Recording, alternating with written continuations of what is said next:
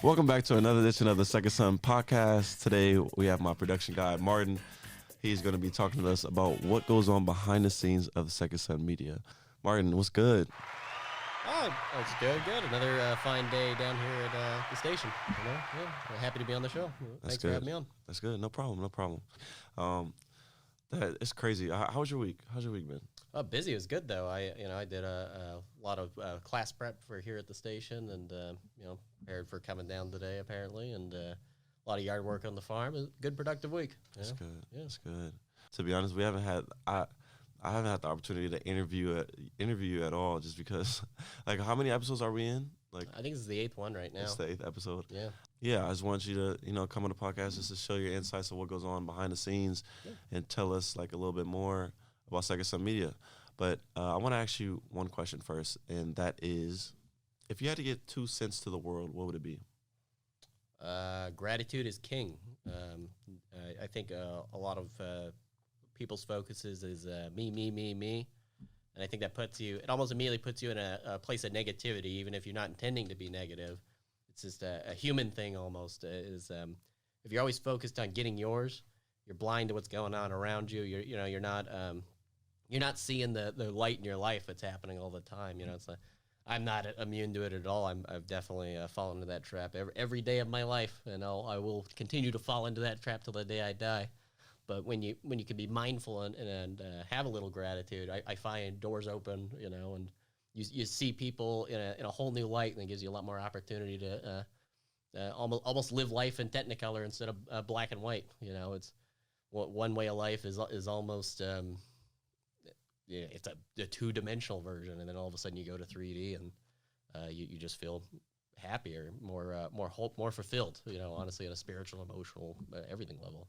And just being open to experiences that coming out of that as well will take you a long ways.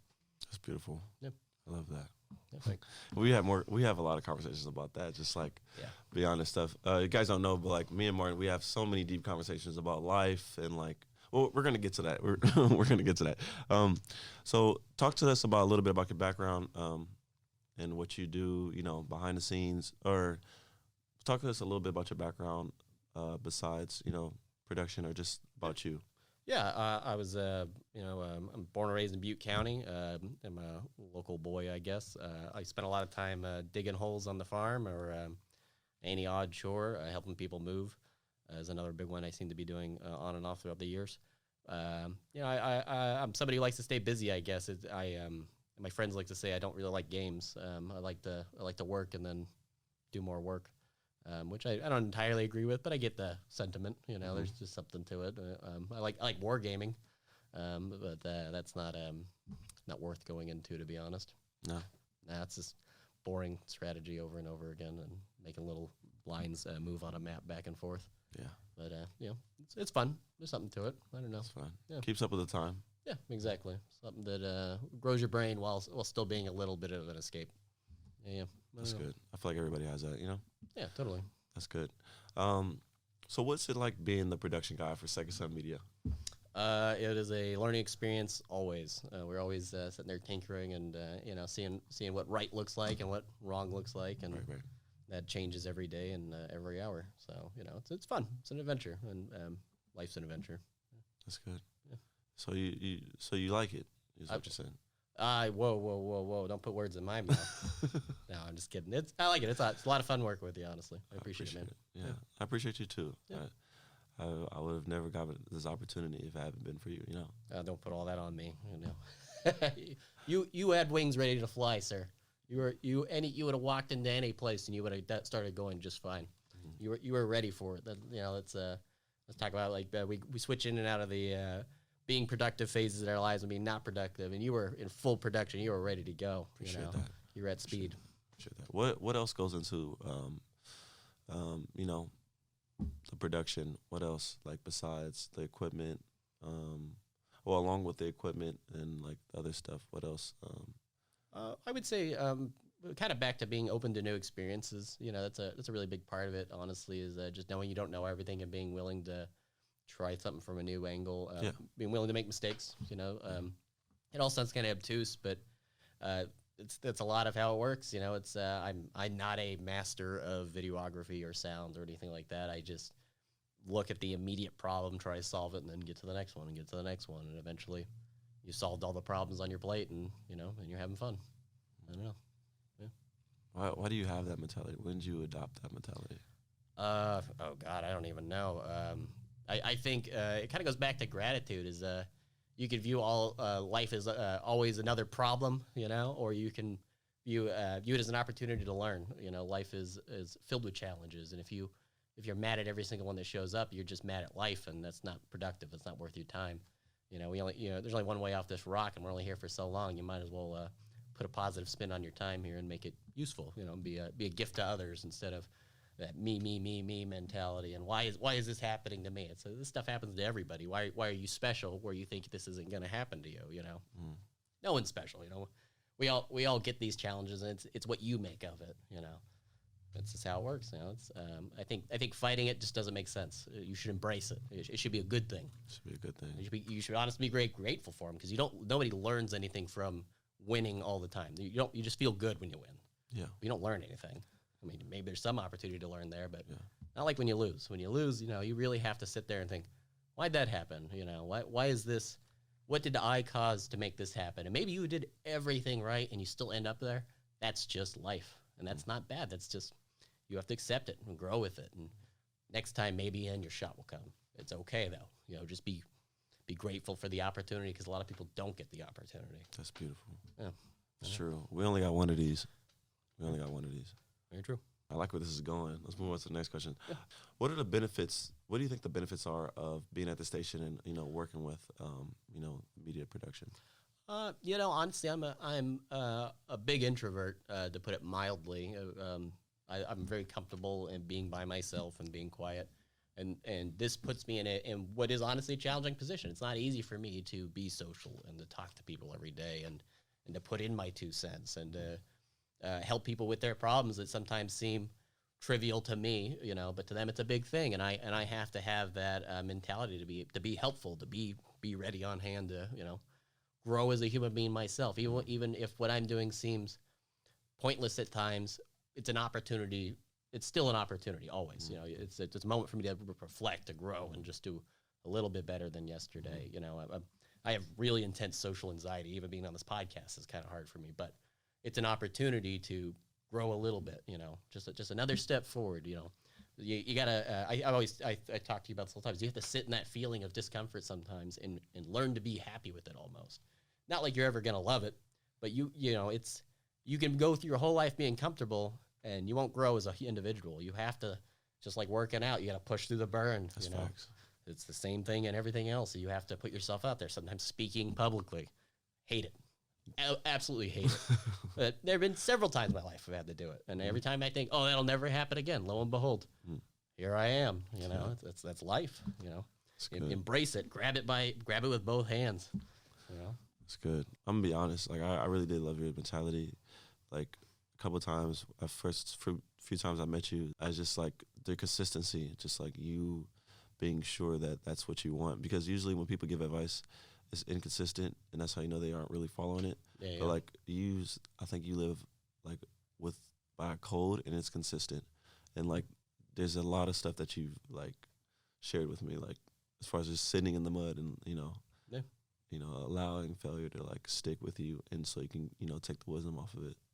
I mean, I'm still a hypocrite like everybody else, but it's just I think you should be on. We need to be honest with ourselves, about that kind of stuff. And I try to be really honest with myself. It was like, hey, I have a million flaws like anybody, and you just need to stare those things down, and it's back to being uncomfortable again. It's just like, yeah, okay, this is something I need to work on. And maybe in the moment you don't get it. That's fine. That's all the time. It's 10 minutes later, I'm like, that wasn't right. I could have done way better than that. Yeah. And then you just have that self-reflection. It's like, okay, be better next time. You owe. I'm a big believer in you owe everybody around you a debt, even if you don't want to. If you don't want to think of it that way, you can call it whatever you want. The moment you come into this world, you have a debt to everybody around you. Everybody. It doesn't matter if you like them or not. You do. You could go through your whole life saying, "Am I allowed to cuss?" Yeah. Okay. You go through your life saying like "fuck them," "fuck that," and all that stuff. Yeah. But all you're really doing is saying fuck you to yourself. That's what you're really doing at the end of the day. You could even view gratitude as the most selfish act you can do. It's just like forgiving another person. It's not for them. It's for you. It's for you. It's always for you. You know. Facts. Clap that up. Clap that up. Clap that up. Clap that up. Yeah, I don't know. You could always there's always another spin on life, and it doesn't mean the positive. You know, you could even wander into toxic positivity. You know, that's definitely an option. But I spent the first 30 years of my life being real fucking negative, and now, you know, I'm like, okay, well, that didn't work. Let's try this gear. You know, and I got to tell you, the shift it's been good for me. It's been good for everybody around me. I see, you know, my family that, you know, they frankly like me more. You know, I wasn't like the best dude before. It doesn't mean I'm the best guy now, but you know, it's just those little moments of personal growth that, you know, be grateful that you're aware of your flaws. You know, I always keep saying gratitude, but it's really the lens I view it through. Is that a lot of people will go through their whole life and never catch that traction to finally make a change. And they go right off the cliff, and that was it. That was their time on this rock. They're gone. You know, and they didn't get that opportunity, and you owe a debt to them to be better, even though you didn't like them, because they didn't get that opportunity. You know, and they could have. You know, maybe they had a lot of those opportunities. They just didn't take them. Yeah. And honestly, sometimes that comes down to just bad luck. You know, maybe, you know, one neuron in your brain didn't fire the right way, and you're just stuck in that loop. And you stay there forever. That's so tough. That's so deep. Yeah, that is so deep. I spent 30 years of my life doing that, and I was stuck in that me loop. And I'm still part of that. It's not like I'm free of it, but you can step out of it for a second. If you could breathe and just look and just not react, just be. It's immensely liberating, if not also incredibly uncomfortable, because it's changed. Growth is hard. I'm a big believer that growth is always also a type of death. You know, it's a death of an old way, and death is uncomfortable. It's not.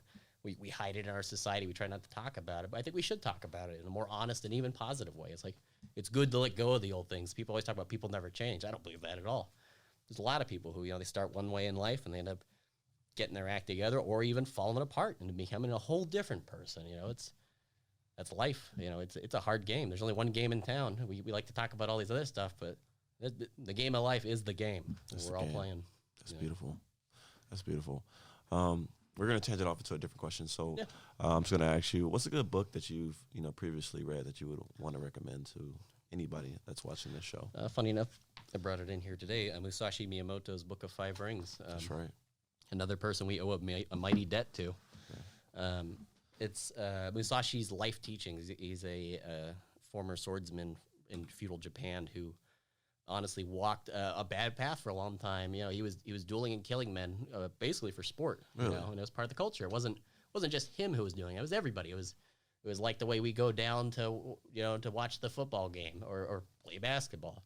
It was just part of the culture. And then one day he had the revelation, is like, I don't want to kill anybody anymore. You know, and how hard was that? You know, like stare down that kind of bad feelings. Like, oh, a lot of young men are dead because I did this. You know, and I did it for my own reasons, for my own gratitude. He didn't do it, you know, not to bag on Musashi. We all have our things, but he didn't do that for a good altruistic reason. He wanted glory. You know, it's the same thing we all wander into. We all want to be more than we are. That's true. And we're not. And I think it's good to not be more than you are. Just be, you know, I'm Martin. That's who I am. Yeah. Nothing more, nothing less. That's right. You know, and that's perfect. That's where you want to be. That's right. That's right. And he really, you know, he turned his life around. He wrote this book, you know, as a hermit in a cave, dying as a destitute old man. And the fact that he sat down and wrote down those words, I think it's worth reading through. You know, I think we owe it to him. He's one of our ancestors who've paid that bill. You know, we might as well reap the benefits of it for a second. For a second, that's true. What are the key points in that? What is like the main points? I mean, what does it say? Let me see. It says the Book of Five Rings. So do you know the five rings that's in this book? Not off the top of my head in order, but I think I do know them all. It's fire, water, earth, wind, and the void. And they are all... That's interesting. Yeah, they're all technically... he would call it the school of the swordsman or the school of the warrior. But he even talks almost immediately in the beginning of the book. So there are many paths in life, and they often all end up in the same place.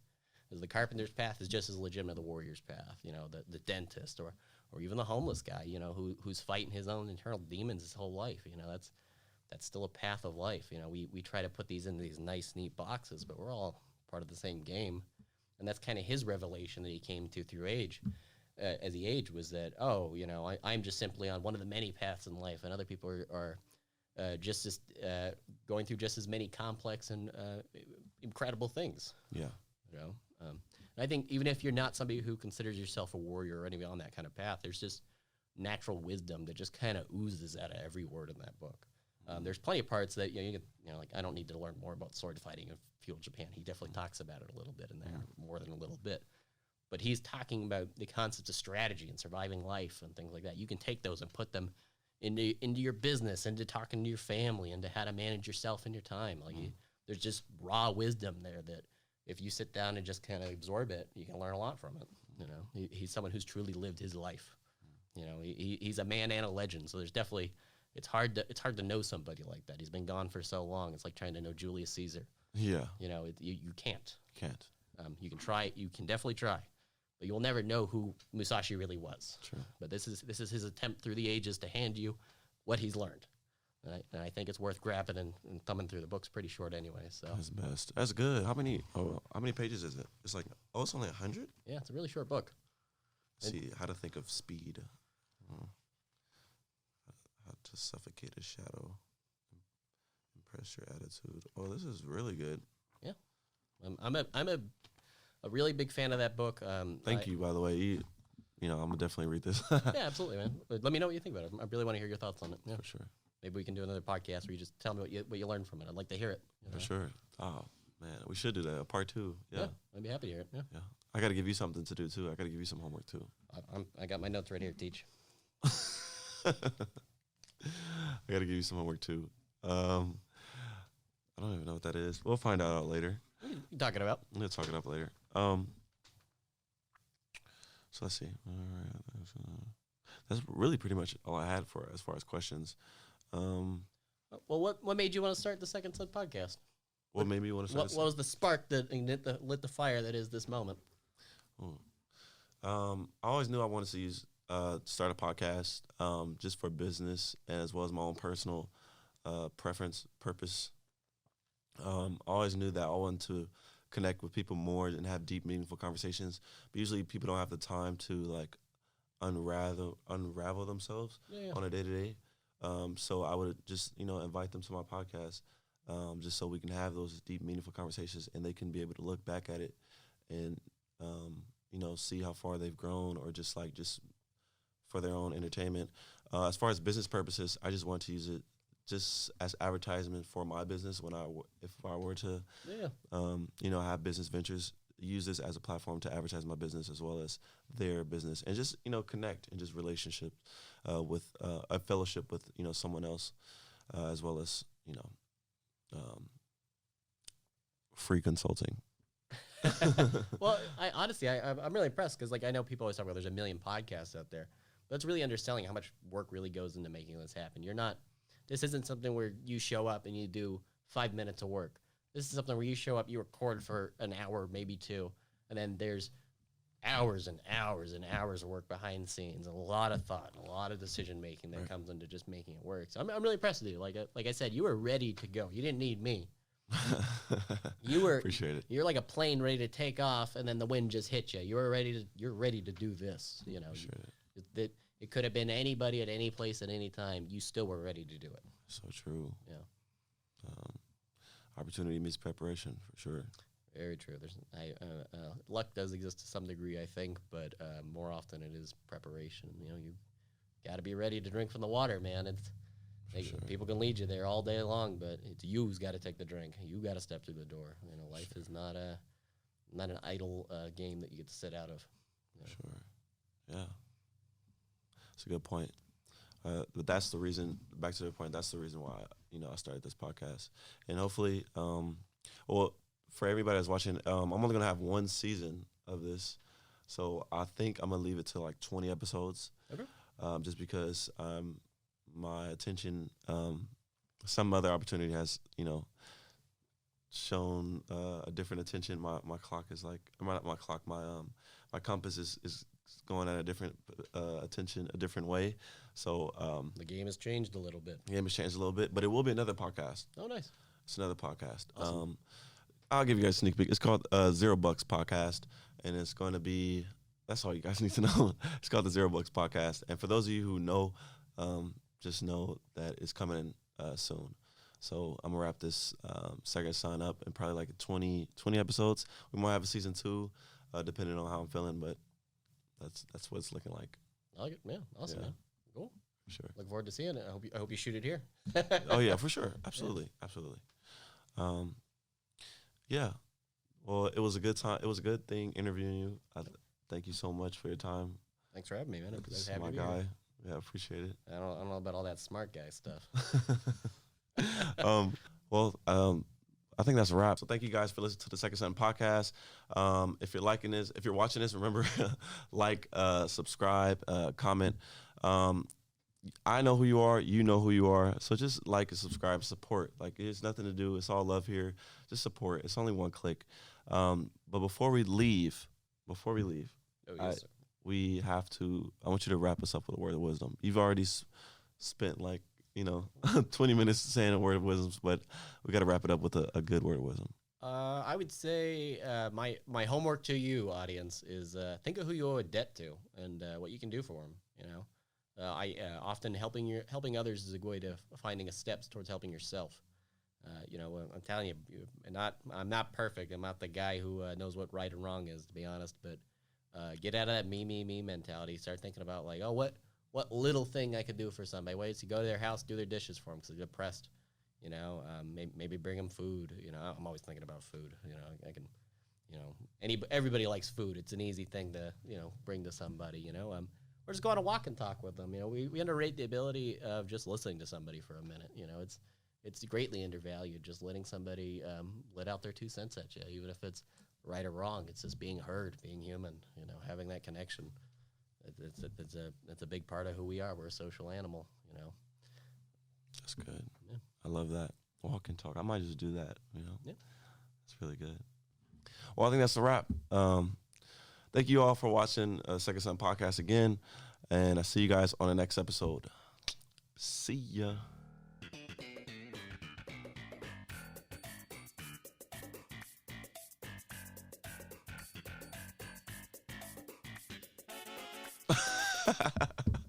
And throw a face. Slave to comedy. I love that. Oh, that was good. I like that. I don't like taking myself too seriously too long.